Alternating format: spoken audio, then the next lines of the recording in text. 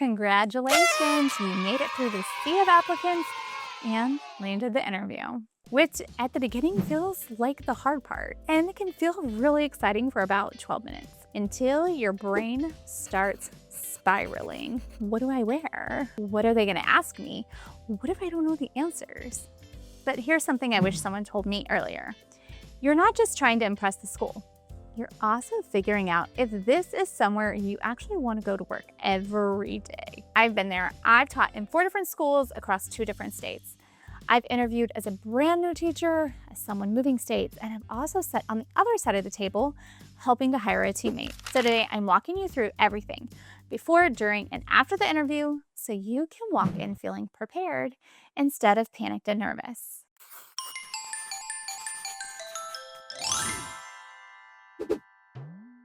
We're gonna get through the top mistakes that people make.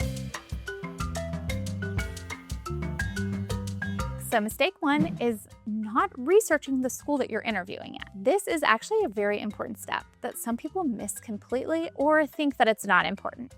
But researching the school helps you to find out a lot about that school.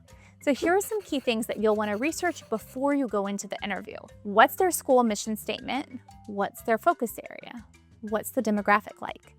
I also personally find it helpful to drive around on a weekend or after school in the nearby neighborhoods to get a sense of the community. Also, don't forget that their social media outlets can tell you a lot about their school culture and the kinds of things that they value.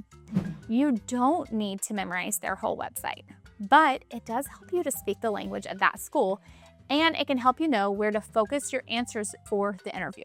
A bonus tip is look up the principal. If they've posted anything or been featured, it gives you insight into what they value. Mistake number 2, trying to dress like a CEO for a fashion magazine. This isn't the time to wear heels or clothes that you don't feel comfortable in. I'm not saying to wear sweatpants, but try to be teacher professional.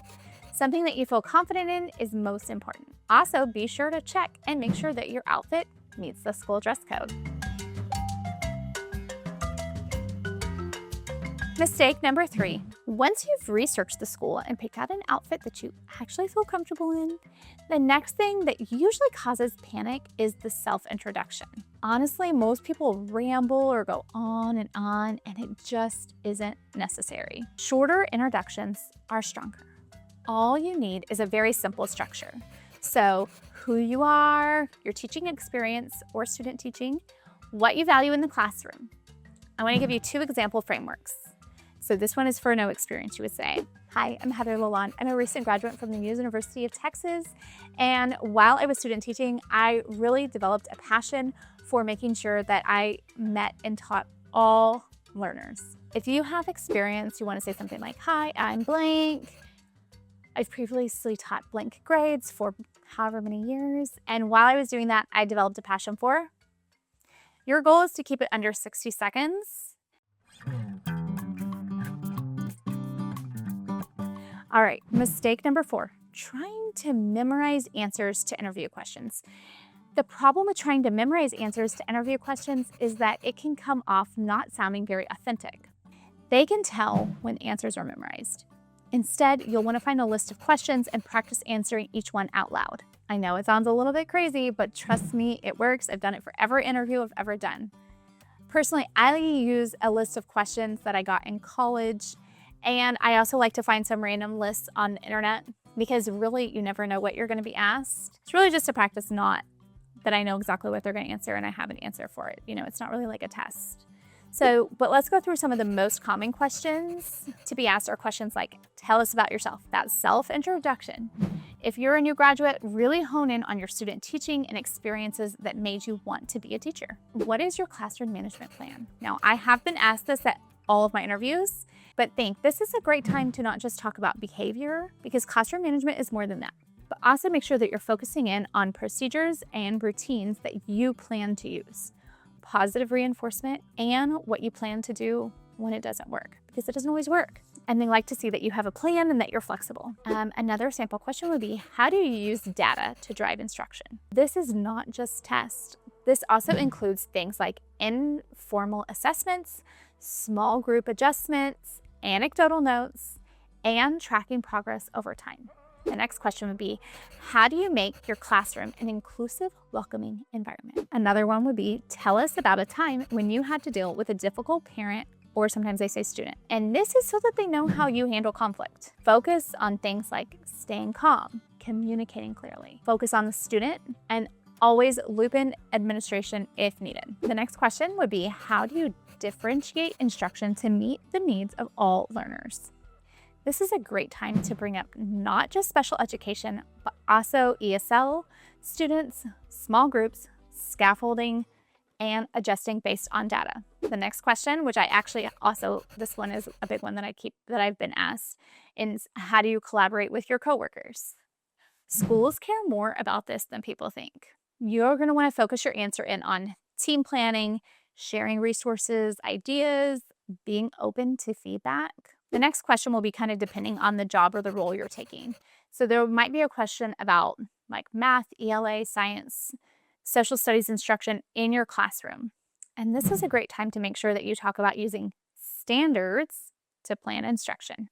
Another big one is, what's your teaching philosophy? Now, I like to always plan this one, but I don't think I've actually ever been asked this one. So instead of listing statements, try to turn it into, when I think about my classroom, a few things are really important to me. And be sure to weave in those things like routines and procedures, standards-based instruction, differentiation, data-driven decisions, and make it sound like a vision, not just bullet points. Don't forget, you're not expected to be perfect. Most principals care more about coachability than perfection. And if you don't understand a question that they ask, you can ask them to rephrase it or say, I haven't thought about that yet, but I'm open to learning more about it. All right, away from questions, let's go back to our mistakes.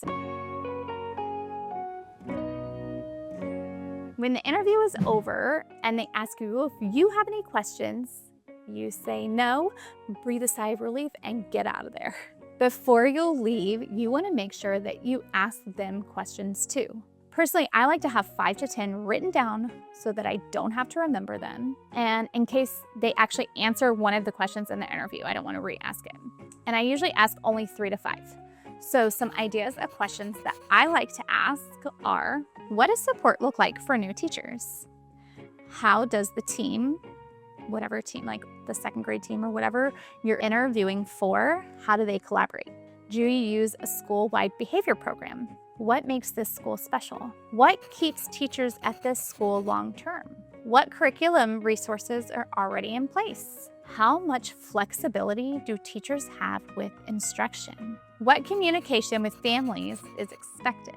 What goals is the school currently working toward? What events am I required to attend outside of school hours?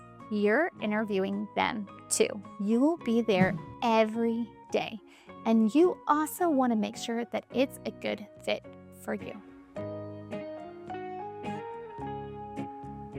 Mistake number 6. After the interview, you go home and hope and pray that you get a call that you got the job, as long as you like the school. Before you do that, you actually want to follow up with the school, either with an email or a handwritten thank you note. Keep it short, simple, and professional. Thank them. Mention something specific and reiterate your interest. You don't need to write a novel. Just remind them that you exist in a good way. Even for the most prepared, interviews are nerve-wracking. But you don't need to have every answer perfect. You just need to show that you're thoughtful, prepared, and willing to learn. You already did the hard part by getting the interview. Now go in there and show them why you belong in that classroom at their school. And when you find out that you've got the job, you're going to want to come back here and you're going to want to watch this playlist on classroom management to be prepared. See you guys next time.